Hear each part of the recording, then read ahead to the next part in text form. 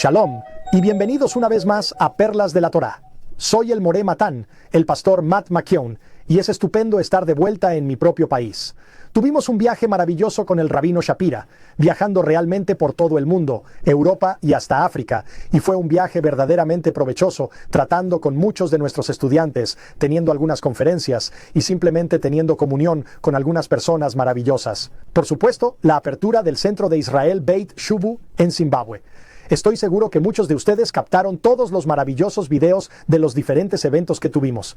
Así que gracias por sus oraciones y estoy muy contento de estar de vuelta en casa. Sí. Esta semana, nuestra porción de Torá es una porción doble de Matot y Masei. Normalmente se leen juntas.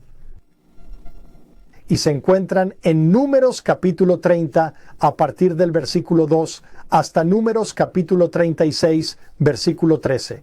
Y obviamente estamos cubriendo varias leyes, varios votos, la guerra contra los madianitas, el viaje por el desierto, el establecimiento de ciudades de refugio, por supuesto, la herencia de las hijas de la que hemos estado hablando en porciones anteriores de la Torá, y la guía de Dios y la asignación de la tierra. Unámonos a la bendición tradicional para el estudio de la Torá. Bendito seas, Señor, Dios nuestro, Rey del universo, que nos has santificado con tus mandamientos y nos has ordenado que nos ocupemos de la Torá.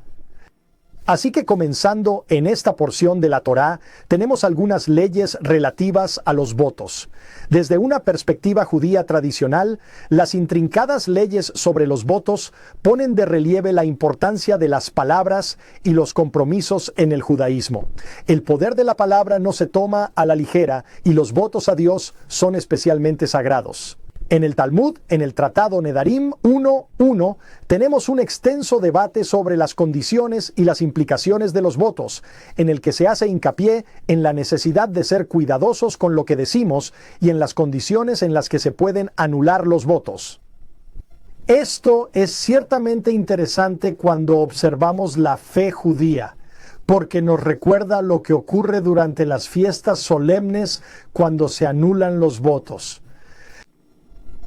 Verán, en el judaísmo, en la era moderna, ha habido esta convención de anular los votos debido a los votos que se hicieron bajo coacción, votos que fueron forzados al pueblo judío por personas en el poder, tal vez personas que los obligaban a convertirse o cosas por el estilo. Así que tenemos un proceso por el cual los votos pueden ser anulados en el judaísmo.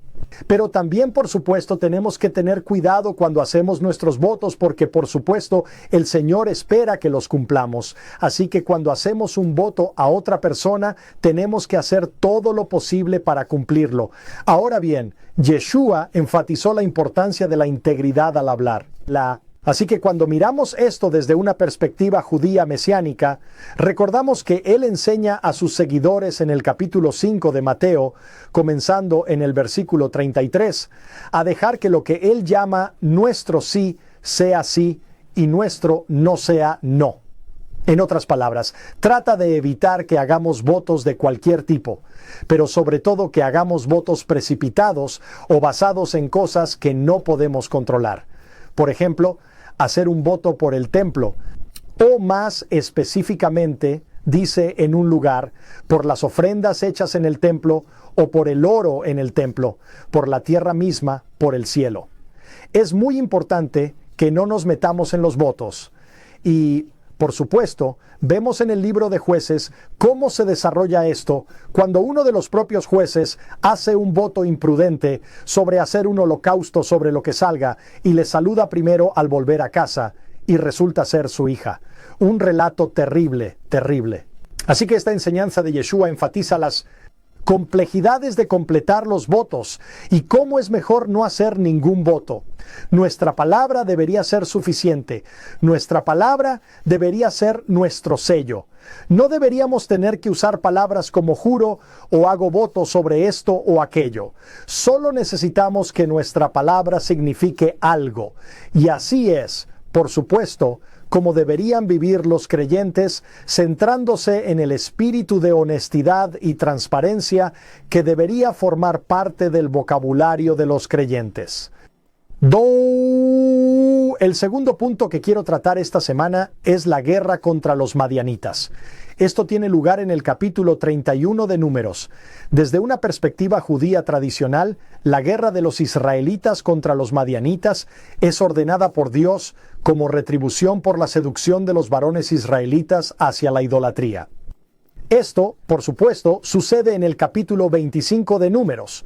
Los comentarios judíos suelen abordar las dimensiones éticas de esta guerra, haciendo hincapié en la justicia de los mandatos divinos y luchando al mismo tiempo con los costes humanos del conflicto.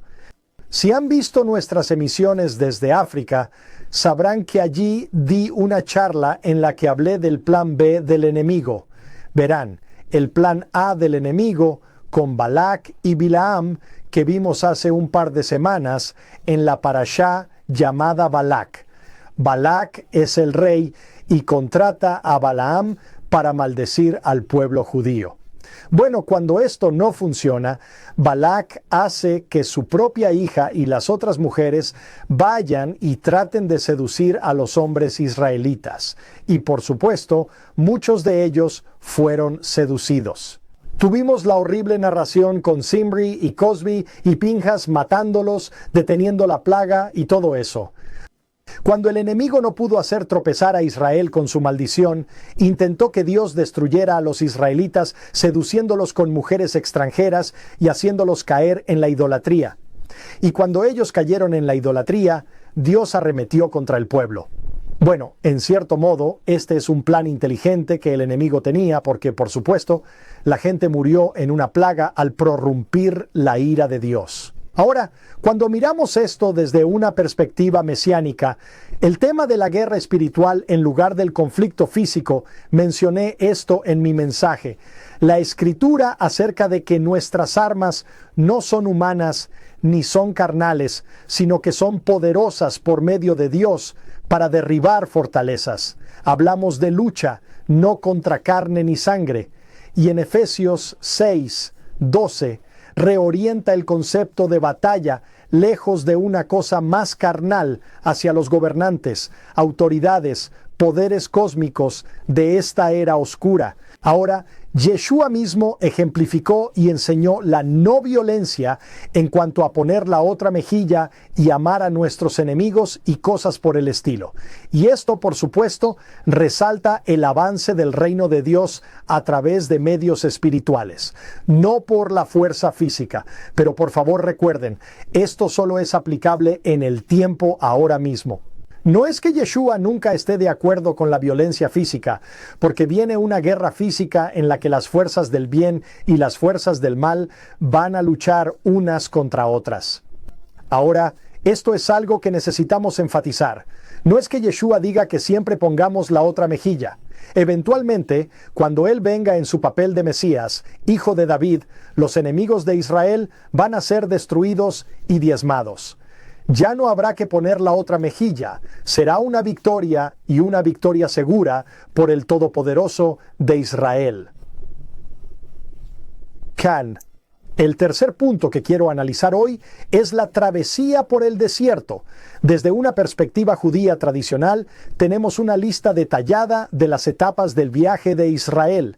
Y esto subraya la importancia de cada paso en el plan de Dios, cada vez que levantaban el campamento y salían. Ahora bien, a pesar de las frecuentes quejas y desobediencias de los israelitas, Dios sigue obrando su plan a través de ellos. El Midrash explora a menudo estas etapas como lecciones de confianza y providencia, mostrando cómo cada lugar era una parte del proceso educativo divino.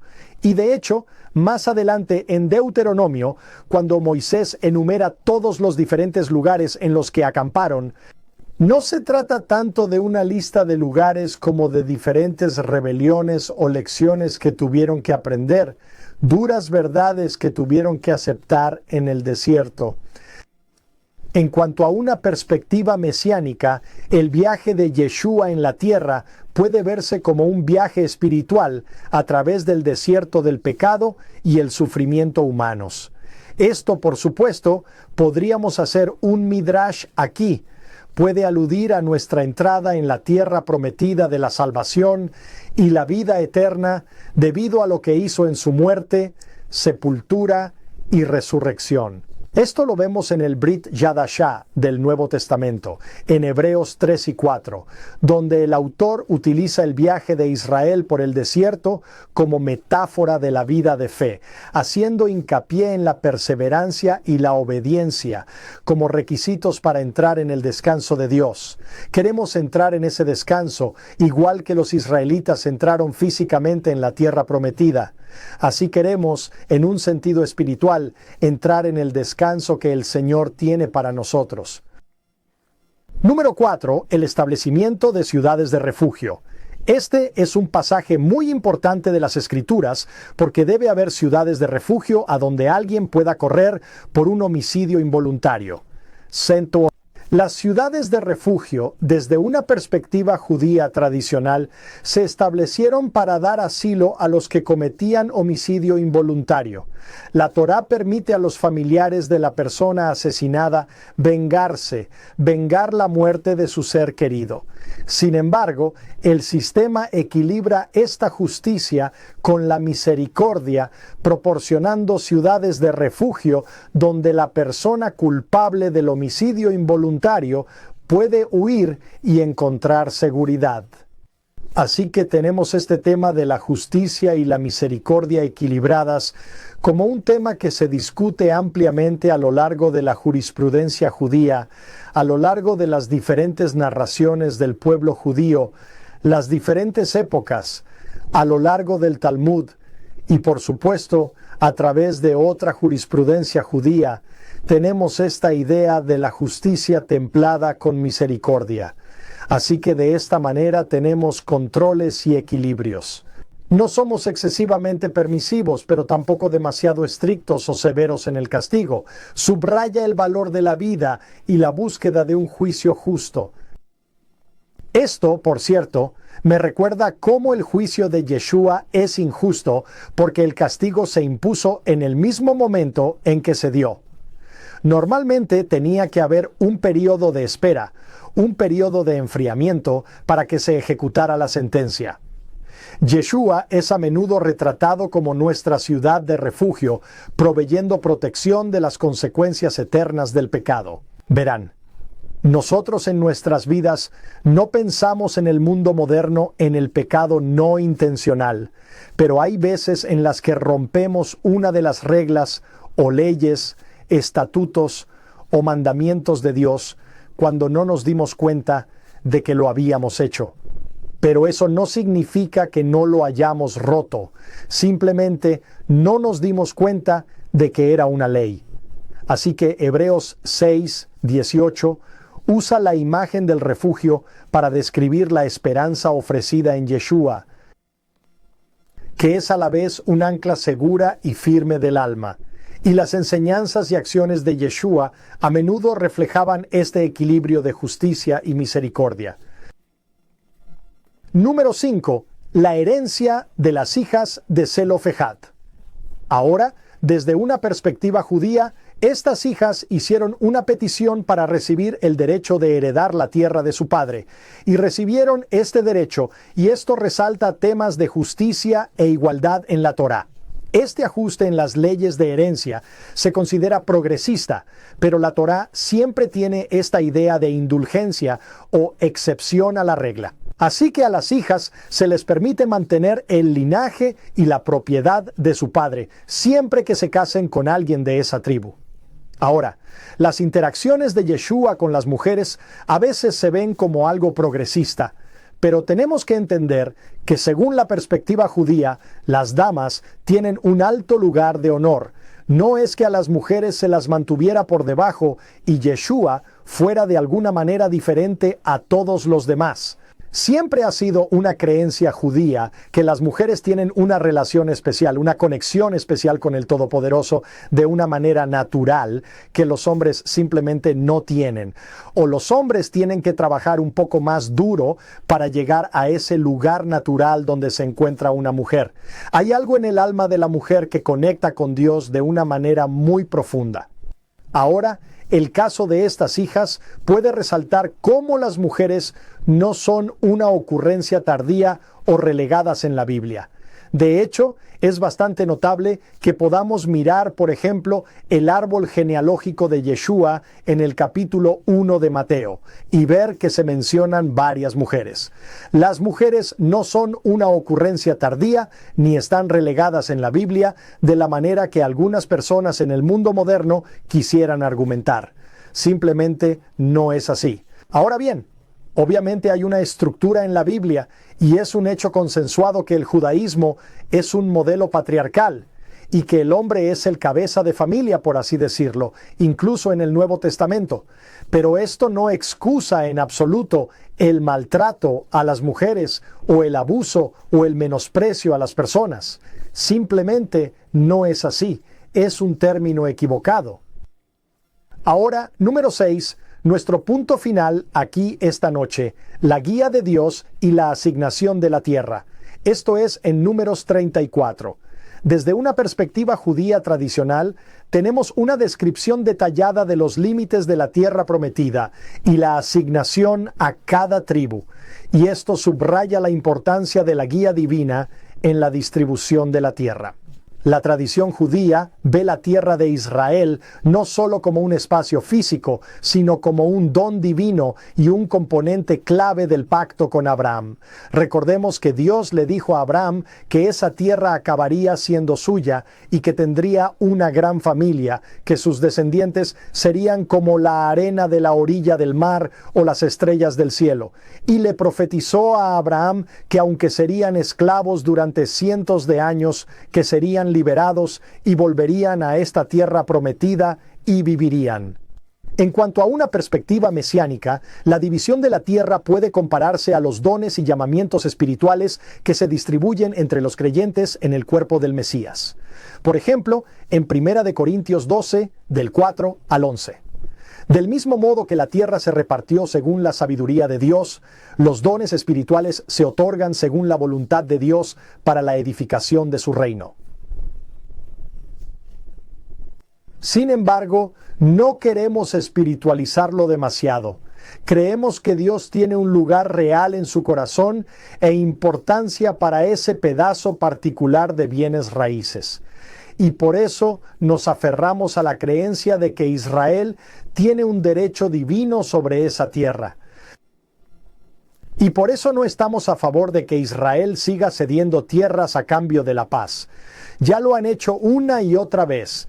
Creemos que Israel está bendecido por Dios y que esa tierra pertenece al pueblo judío, a los hijos de Israel.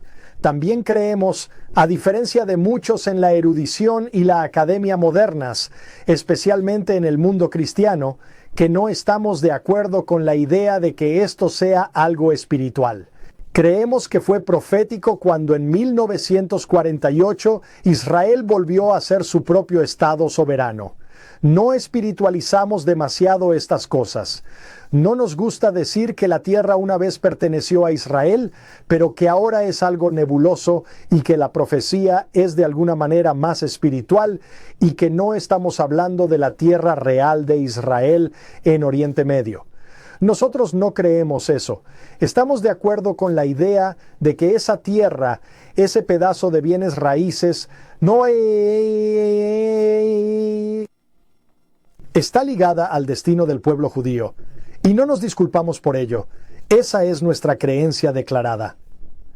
Ahora bien, obviamente, una porción de la Torá como esta, una porción doble, nos da muchas cosas en qué pensar. Sobre los votos, sobre la llegada a la tierra prometida y el peregrinaje por el desierto, la herencia, la asignación de propiedades, los votos, la guerra con los madianitas. Tenemos muchas cosas que podemos estudiar. Y aunque estos son ejemplos físicos y no queremos sobreespiritualizar, podemos hacer aplicaciones espirituales en nuestras vidas basadas en estas porciones de la Torá. Y nos gusta hacerlo cada semana. Gracias por acompañarme mientras nos sumergimos juntos en estas porciones de la Torá cada semana. Y oro para que continúen bendiciéndolos a medida que aprenden más y más sobre la Torá y sobre la tierra y el pueblo de Israel y la palabra de Dios que nos llega a través de una perspectiva judía. Y una vez más, gracias por acompañarme. Soy el pastor Matt y oramos para que continúen acompañándonos cada semana mientras estudiamos la Torá juntos. Muchas gracias. Que sean bendecidos esta semana. Shalom.